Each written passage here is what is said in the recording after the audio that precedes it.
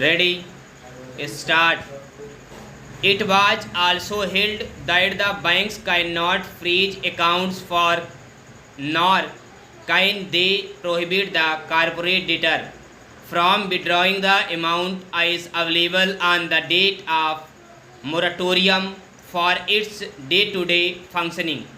Section 14 of the I and B Code overrides any other provision contrary to the same, and any amount due prior to the date of CIRP cannot be appropriated during the moratorium period.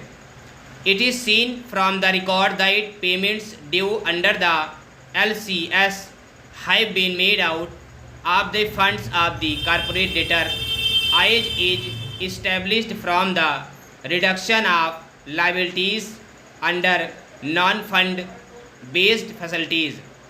It is also noted that the amounts were honored partly by margin held as FDR and partly by funds of the corporate debtor deposited in its cash credit accounts. We are of the view that merely because the corporate debtor had enough liquidity to run the company as a going concern, the act of the appellant banks to adjust the credit balance in the cash credit account towards the debit balance after CIRP commenced cannot be justified. If the appellant's argument is accepted, then the act of recovering receivables under the garb of normal course of business will change the statutes of all the claims, which would be in complete violation of section 14 of the code. The case of Andhra Bank Supra has no applicability to the facts of the attendant case, as it seen from the record that the banks have already included the value of non-fund based in the claim before the IRP. The code provides that claims filed by the creditors during the CIRP shall stand crystallized and will not be settled during the CIRP in preference over that other creditors. We hold that as claims were already preferred by the appellant banks and filed before the RP, they are not entitled to recover the amounts otherwise available in the credit accounts or working capital accounts of the corporate debtor. We are of the considered view that adjusting of the claims by the appellant banks during the CIRP out of the funds of the corporate debtor results in unjust enrichment of the banks and further crediting amounts towards non-fund and fund-based accounts during the moratorium period is against the provisions of section 14 of the code. Hence, we are of the view that there is no legality of infirmity in the order of the learned adjudicating authority. Therefore, this appeal fails and is accordingly dismissed. No order as to costs IA number 156 of 2020 is preferred in Company Appeal AT Insolvency number 590 of 2020 by the new management of the corporate debtor company, namely Ferrari Alloys Corporation Limited, seeking release of the title deeds of the immovable properties by the company which are in possession of Bank of India.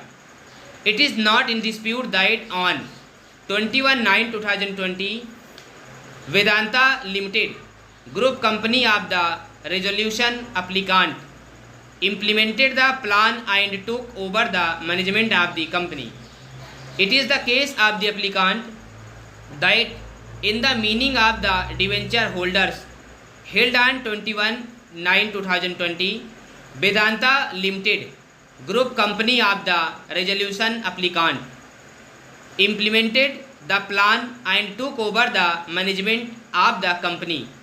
It is the case of the applicant that in the meeting of the debenture holders held on 21/12/2020, the non-applicant bank declined to release the title deeds as confirmation from Canara Bank was pending, though the other consortium lenders had confirmed the release of the title deeds. YD an email dated 31/12/2020, Bank of India cited issuance of no consortium of leaders on no objection certificate by Canara Bank as the group of non-less of the title deeds.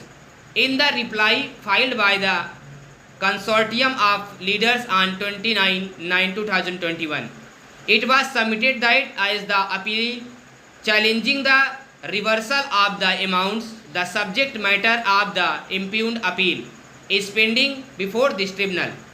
It would be against the insertion of the consortium of leaders to release the title deeds.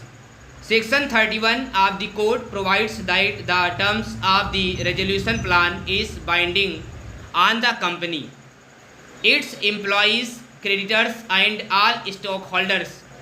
A perusal of clause 3, clause C, clause 4 of the resolution plan evidence issuance of non-convertible debentures to the financial creditors, which was required to be secured inter alia by creating security interest over all immovable properties of the corporate debtor.